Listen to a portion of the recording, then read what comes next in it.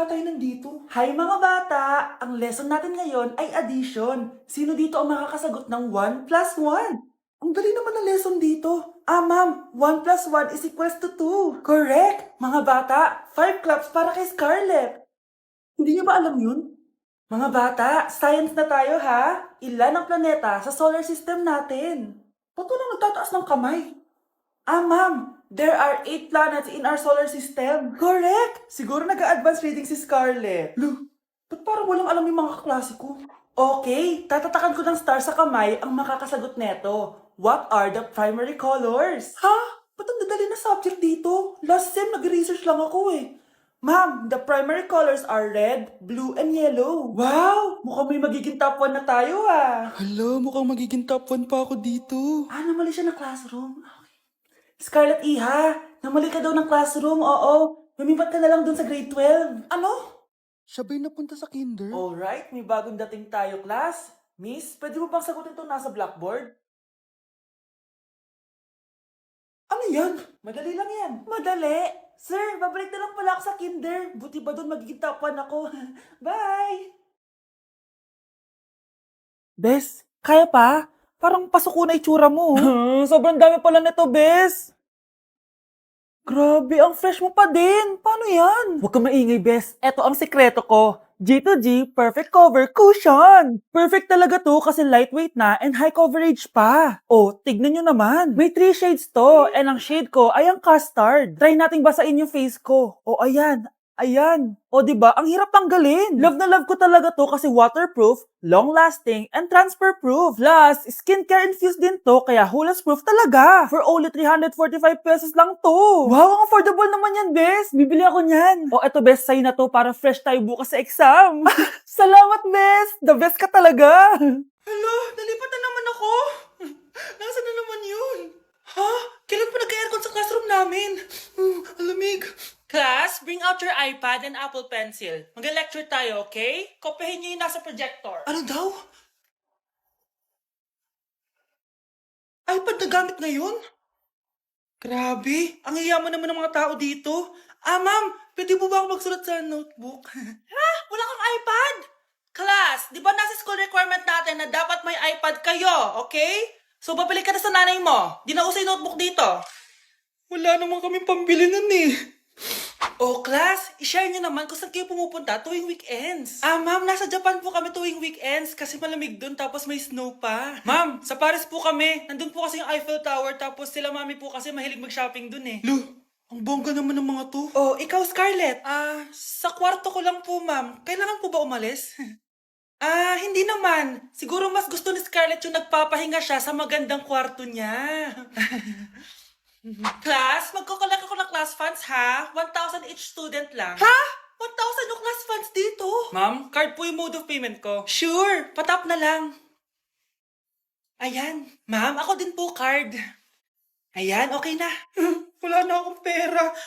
Ma'am, pwede ba ako bumalik sa dati kong school? Ang yayaman kasi ng mga tao dito eh. Ay, ganun ba? O sige, i-drop na lang kita ha? O ito po ma'am, card na lang. National ID. Okay, class. What is the difference between your and your? Ma'am.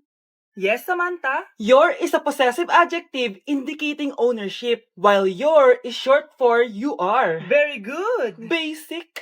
Alam ko naman yan. Pabida ka lang magtaas ng kamay. Next question. Ano ang pagkakaiba ng nang at nang? Ako ma'am. Okay, Scarlett. Ang nang ay nagpapahiwatig ng pagmamayari. Ang nang ay nagpapahayag ng paraan o panahon. Tama! Mahusay ka, Scarlett! Sobrang dali lang naman ang tanong eh. Next question. 10 points ang makakasagot neto. What is the biggest organ of our body? Ma'am ako, ma'am! Akin lang tong 10 points na to. For sure, hindi mo naman alam yan. Yes, Samantha. Nauna ka kay Scarlett. Ang biggest organ of our body is stomach. Mali!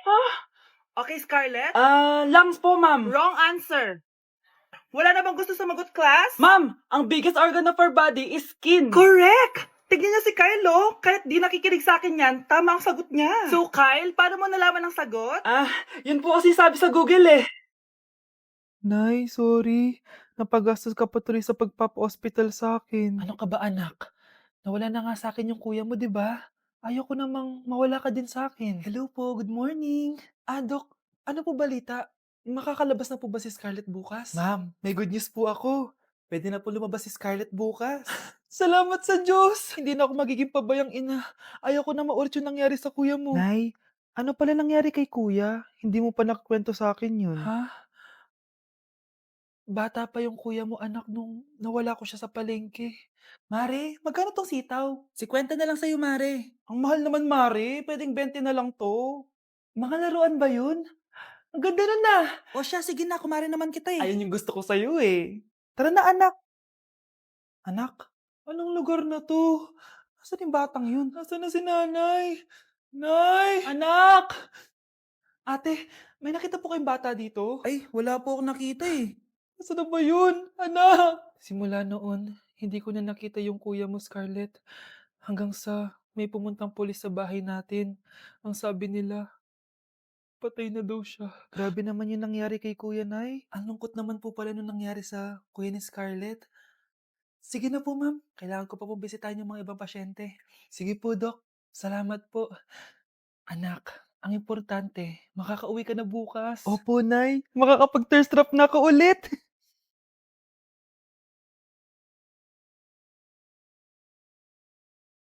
Anak, tara na, uwi na tayo. Nay, may pinapabigay pala si Doc sa'yo.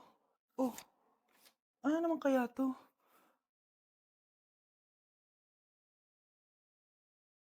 Paano nangyari yun? Tay, ano? I-explain mo na sa akin kung bakit nakaburo si nanay, ha? Bakit ka ba naniniwala dun, ha? Ang totoo mong nanay, busy. Di ba sinabi ko na to sa'yo? Pero tay! Wala nang pero-pero. Huwag mo akong hintayin magalit, Scarlett. Di mo magugustuhan. Hindi pwedeng hindi si nanay yung nakita ko sa cellphone. Alam na alam ko yung tsura ni nanay. Malalaman ko rin sikreto mo, tay. Oh, Scarlett, aalis ako ulit, ha? Huwag kang pasaway.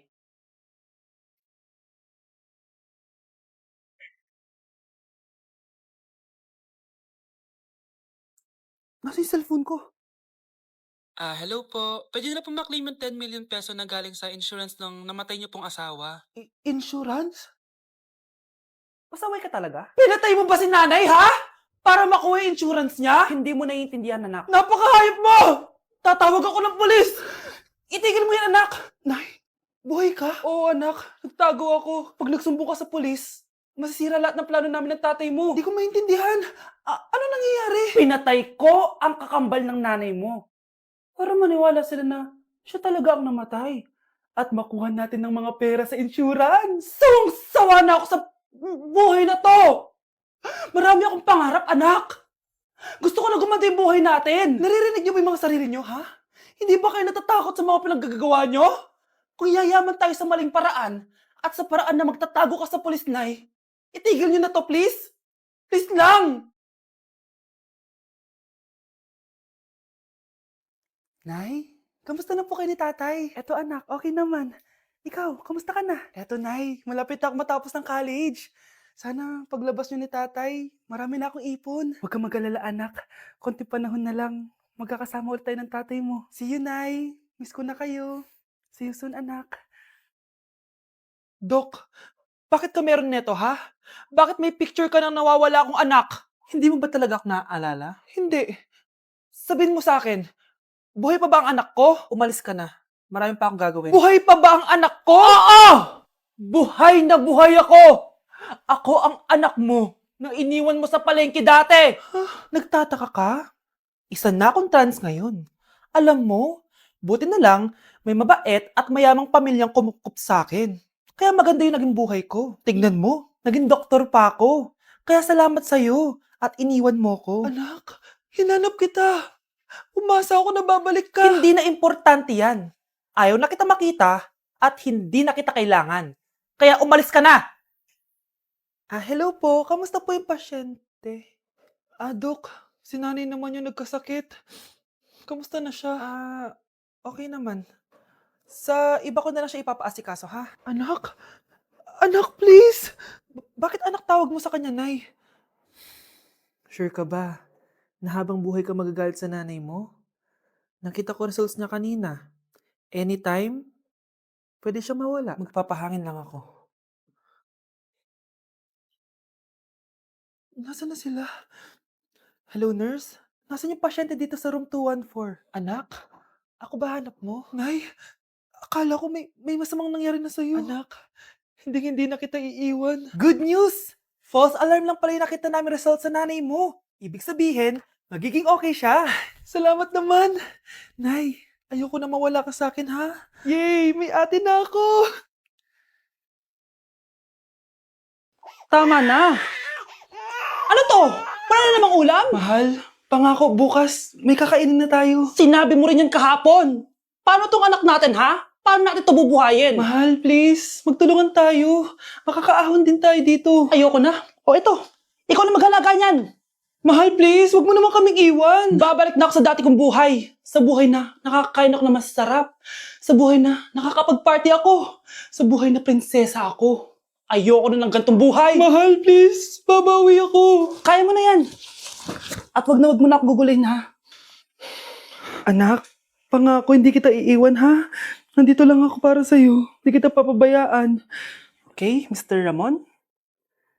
Ma'am, tanggap na po ba ako sa trabaho? Sorry sir.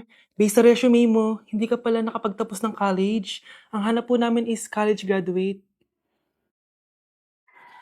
Uy Ramon, mukhang galing ka sa interview ah. Natanggap ka? Hindi nga eh. Baka may alam kang pwede kong pasukan ng trabaho. Pwede ako. Sige, sabihan kita ha. Salamat Susan. Dami naman basura dito. Ramon! May hiring daw yung kakilala ko at pwede ka daw doon magtrabaho. Ha? Talaga? Sa wakas, mabibilin ko na lahat ng pangangailangan ng anak ko. May anak ka pala? Oo. Iniwan kami ng nanay niya dahil di niya kaya tong gantong buhay. Hayaan mo, hindi mo deserve yun. Wow, ang bilis. May pumalit na agad sa akin?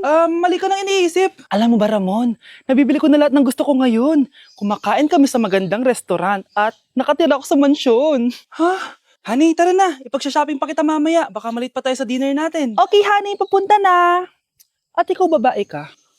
Kung ayaw mong masira ang buhay mo, layuan mo yung lalaking yan. Tay? O anak, si nanay kasi kahapon pwede umuwi. Ano na kaya nangyari dun? Busy lang yung nanay mo. O siya, may good news ako sa'yo. Malapit na tayong yumaman. Anong ibig sabihin nun, Tay? Basta, hintayin mo na lang. Opo, Tay. Mabibili mo na lahat ng gusto mo, anak. Nasaan na kaya si nanay? The subscriber cannot be Nay, reached. sumagot ka! Please try again later. Anak, may aasikasuhin lang ako para yumaman na tayo. Ikaw muna magbantay ng bahay, ha? Tay, si nanay kasi ilang araw nang di umuuwi. Wala ka pa rin bang balita sa kanya? Scarlett, di ba sabi ko sa'yo busy ang nanay mo? Babalik din yun, huwag ka mag-alala. Sige na, ha? Kainis, wala na naman signal. Kailangan ko tawagan si nanay. Naku, Mare, tigilan mo na ako ah. Scarlett? Aling Rosa? Bakit po? Bakit nandito ka? Hindi ba dapat nasa burol ka ng nanay mo? Burol? Nagjo-joke ka ata, tita. Buhay pa yung nanay ko. Kakagaling ko lang dun eh. O eto, hindi ba't nanay mo yung nakaiga dyan sa kabaong? Scarlett, anong ginagawa mo dito sa labas? Tay, explain mo to! Bakit nakaburol si nanay, ha? Kaya siguro hindi siya umuwi ng ilang araw? At dahil maraming hindi nakasagot ng full name ko, iibahin ko yung mga tanong. Salamat naman. Number 1, 2 plus 2. Yes, may tamang sagot na ako. Number 2, what is the powerhouse of the cell? Ang dali naman. Makaka-perfect ako. Number 3, ano yung pangalan ng crush ko nung elementary pa ako? Ano na naman yan? Kung nakikinig talaga kayo, alam nyo kung sino yung crush ko. Aba ma'am, akala bang ibahin mo yung mga tanong? Bakit may mga ganyang tanong na naman? Malamang, para makasigurado ako na nakikinig talaga kayo. Wala namang may paki kung sino naging crush mo na elementary ka ma'am. Wala namang may alam yan eh. Ma'am, alam ko po kasi sino yung crush nyo. Nakikinig po ako sa kwento mo.